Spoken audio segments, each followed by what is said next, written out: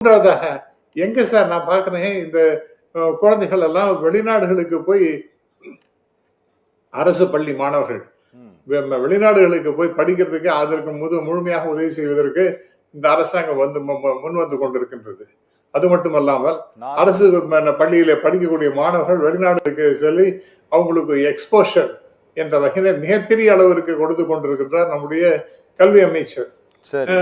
அடுத்ததாக மாசம் 1000 ரூபாய் அந்த மேற்படிப்புக்கு அப்படின்னு சொல்லிட்டு வரும்பொழுது அரசு உதவி பெறும் பள்ளிகள், அரசு பள்ளிகள், இதுல படிக்கக்கூடிய மாணவர்கள் மாணவிகள் 2 பேருக்குமே கொடுக்குறாங்க 1000 ரூபாய். இதெல்லாம் எவ்வளவு பெரிய சமாச்சாரம், இதெல்லாம் எவ்வளவு பெரிய அச்சீவ்மெண்ட்.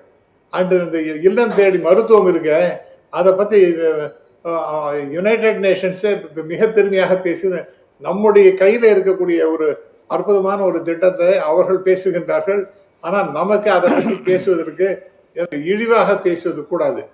அதை நாம பெருசா பாராட்டலைன்னா கூட அது எனக்கு ஒண்ணுமே எங்கேயுமே தெரியல எனக்கு அப்படின்னு இழிவெல்லாம் பேசக்கூடாது. அது அவ்வளவு அற்புதமான ஒரு திட்டம். தவறா சொல்றீங்க ராமசுப்ரமணியன் சார், நீங்க தவறா சொல்றீங்க. சரி சார், ஓகே. மிஸ்டர் செல்வம், உங்கள்கிட்ட நான் பல முறை சொல்லியிருக்கேன், யாராவது பேசும்போது குறுக்கு இறங்கி கட்டி நான் என்னதை தவறா சொன்னேன் தவறா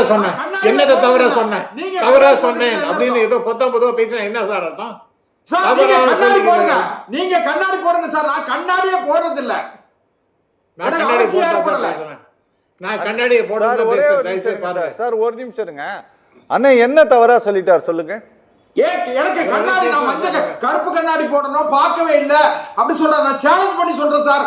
கிராமங்கள்ல பிரைமரி ஹெல்த் சென்டர்ல டாக்டர்ஸ் இல்ல, செவிலியர்கள் இல்ல.